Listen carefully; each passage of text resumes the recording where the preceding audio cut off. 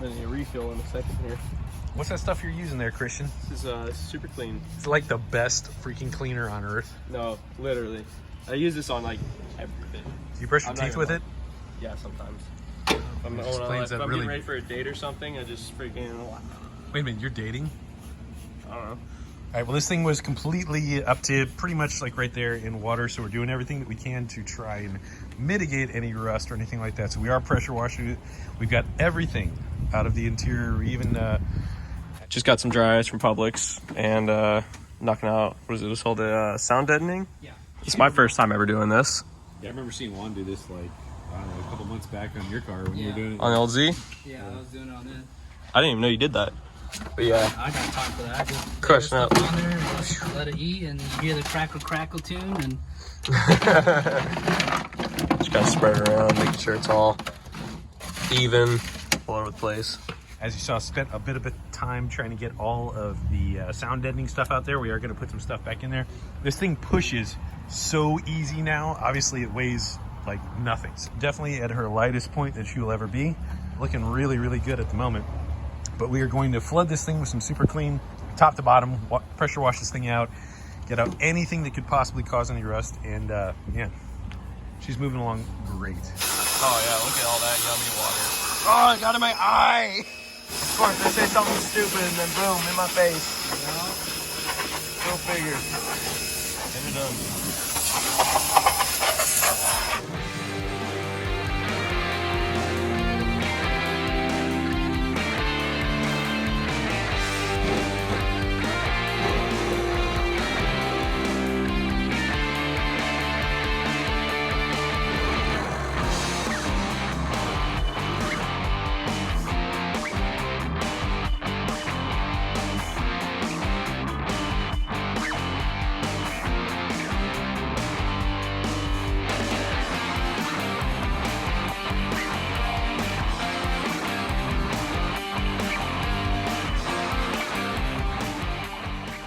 pretty much almost done mocking this side up. Basically, just gonna do copy and paste it on the left side. I already marked everything, and so I can bend it later. On this side, passenger side frame rail is a bit thicker versus this side. And the reason is because they're running their brake line, fuel line, so the spacing on the floor is a little higher. So you want to make sure you keep your same gap when you're cutting this, so there's not a massive material loss when you're cutting it. So only got to do on this side, didn't have to do on this side because the driver's a little bit different. These low spots, you have to push up the floorboard just a smidge, not much, but it does make it a very strong frame. And it doesn't affect the seat rails anyways. You can jack it up in the middle, and it just overall is a really good thing to do in these, especially if you're engine swapping them. Try to avoid the chassis bending.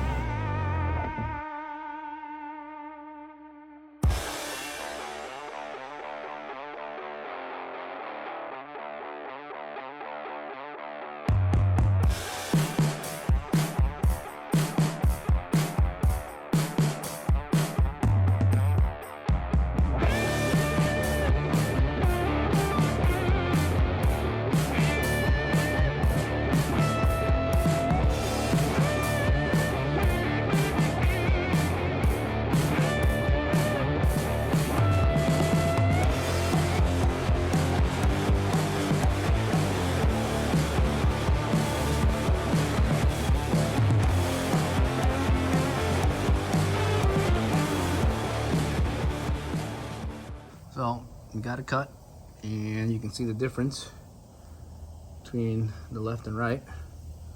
So this is just a really rough cut. Pretty much nailed it.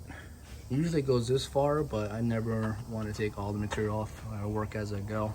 So here's a better look. Gap. When you put the frame, you want to be very close so you don't got a lot of gaps. Top of the morning to you guys. Here is my son Christian here. Well, today's the day that we are going to be using some 415. We're going to fix this thing. Being as this Z was a flood car, and these things are really prone to rusting. My brother kind of lost his due to rust and all that, and this thing has been under 2 foot of water. We used a super clean on it. We've washed it out 3 times, but this stuff is absolutely amazing. Literally right there it says paint over rust. We've used this before and it is truly an amazing product, but we wouldn't have been able to get there without the Super Clean. But today they're gonna go ahead and paint this thing up. We gotta hit it a little bit with wire wheel. We got most of the stuff. We left a fan on it overnight. There's a few little spots there, but I think we can wheel this thing up, and it's gonna do just, like rust from oxidation, not like anything deep. So yeah, I mean it really doesn't penetrate very far, but not at all. Yeah, that spot right there I think is gonna need a little bit of extra love, and kind of right here too. But dude, you got this. Got some fresh wire brushes. Yeah, should be good. Ready to go.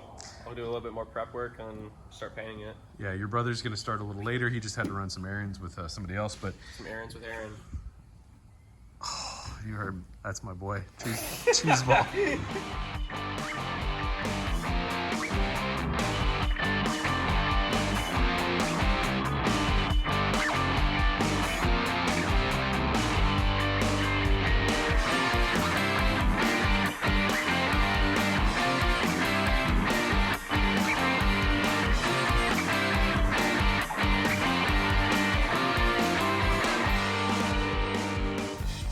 Well, on this intake manifold, I wanted to try something out here. So we're known for porting a whole lot of different things, and we do make a lot of power in doing so.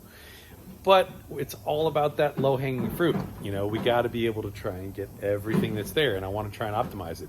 And we got to test it in order to know. I have not measured this. In fact, I lost my micrometer, but I do know that it's smaller than a 90.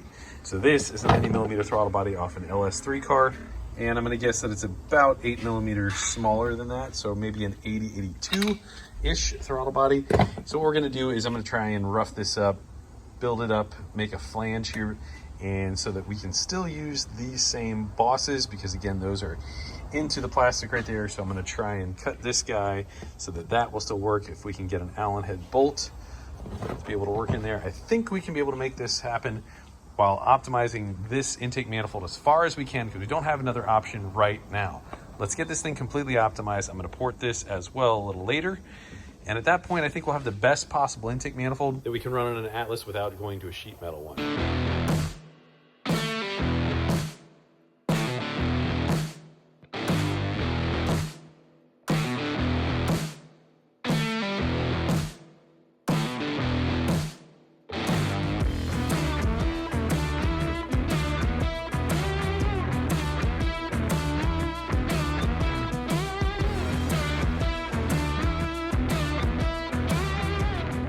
Well, I got mocked up the areas that I need to be able to cut out on the mill. And over here, we still got the epoxy curing on round 2 of probably 3 or 4. We're gonna kind of round that out and radius that a little bit and just make that look a little prettier, because it's pretty ugly.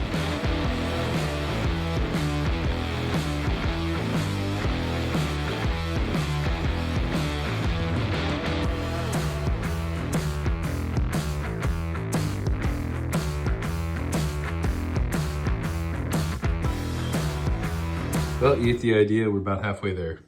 I wanted to do something here, try and keep some costs down here. So we went down the street. So Dependable Drive Shaft gave us this drive shaft for free. Obviously, it's got a ding in it. They're not going to use it, but you know, it's really oxidized and ugly. Not a problem at all for Super Clean. We use a Scour Daddy and Super Clean. Polish that thing right up. It's got a nice brush finish right now, but took all that oxidation off and worked out really, really good. But let's kind of go to the shop, see what's going on here. So Christian's working on the welder, and Jack is working on some other stuff here with the doing the pie cuts. Sometime we're going to talk about this thing, but we'll get to that in a little bit. So Dependable Drive Shaft did just get us these rebuilt axles, and those are beefed up a lot. Now maybe we may exceed that a little bit. And Liam's down here knocking out some of the rust. We're going to do some more painting today. And right here, I'm still working on this intake. We're letting that dry, and I'm going to start working on that a little bit more. As you can see, that turned out pretty doggone good, and we can definitely work with that. We've shown Jack how to do the pie cuts with that, and we're going to try and probably start building an intake with that. No, this is not my bit. It's pretty sweet though. Look at that pattern.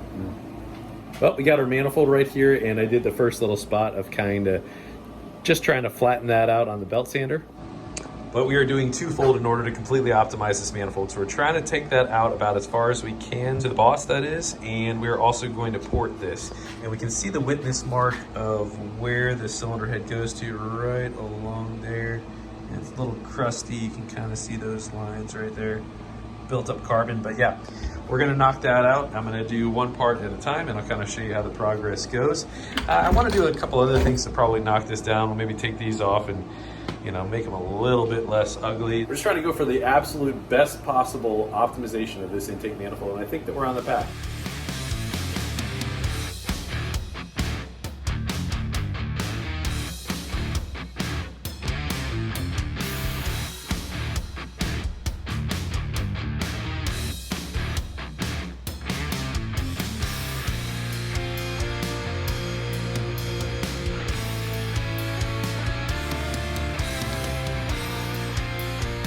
All right, in regards to the flange, we're about halfway done. I did this side, and obviously you can see this side is not done. It's very interesting in the fact that there's a short little spot right here that instantly tapers in. So at least up to right about there, that immediately comes just in that first probably half inch, just right there.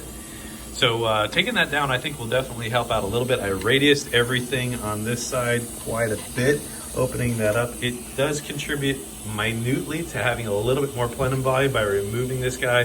So it should make a little bit more top end power, but you know, we'll just have to wait and see. But by the books and everything else on paper, we're doing what we can to try and optimize each and every little component. We're gonna start porting that here very shortly.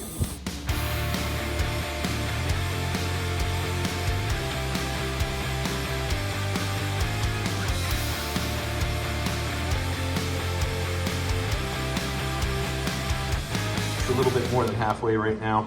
Right here, I've got these three are done. They are opened up pretty much to the witness marks. Still got a little bit of matching, just get it just right.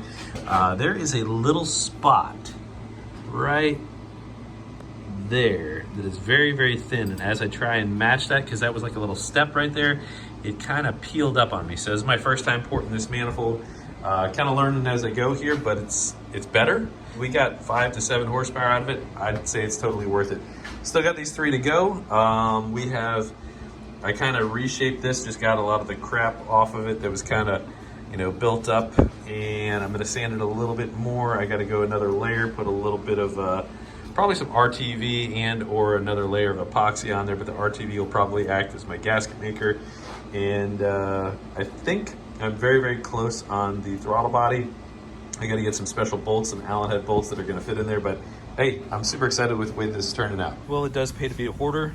We're picking through our intake stuff, and my son Christian here, who's an avid young welder, and a big shout out to HTP. So thanks for Peter Zilla and all the other help that he's given us. So because of his knowledge, we can be able to do this. So this is pretty freaking sick. We're trying to overbuild the induction as much as possible so that wherever we go, it's going to be, you know, pretty well optimized already. Yeah, for sure. I mean, we saw what I was doing with the intake manifold, and right now we got the stock guy right there, but we want to be able to just change out a coupler and be pretty much ready to go.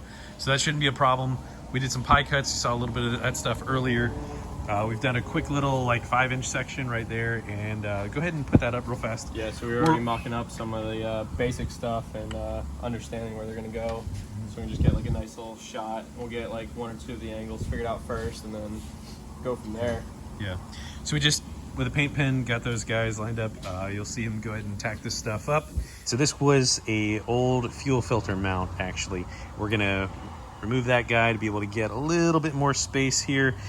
We got to keep in mind kind of where the radiator is. That's probably going to be, we should probably stick that in there and get an idea where that is. Why don't we do that right now? Does it like have a bolt-in mount? Yeah, it kind of bolts to the side. I remember it's not tricky to get out. Let's see, there's the tab. I don't even know that we're going to keep this radiator, but I guess it would be pretty sweet if we did. It would be a hell of a lot more simple if we did. There you go. Okay, so that does change things a little bit. We definitely need to favor this guy a little bit more. But well, it fits in there. Yeah, we're so close, man. You were so in close. Shroud. Maybe we could even just cut this guy and have him facing down, you know? Weld it down. Honestly, that would be, look at that. Dang. Piece by piece, man, we're getting there. Piece by piece. Oh, that's awesome. I got all the pie cuts tack welded, and it's just there, so got a lot of wiggle room. and we just cut out that last little area. I think it's just about done, and that'll be ready to go on. I'll tack weld that, clean it up, and right, so I got that piece all finished, cleaned up, sanded. Now it's super dirty, and we're gonna super clean it, get it all ready to go for welding. Literally just like that, about 10 seconds, spray some super clean on it, some water, and it's good to go.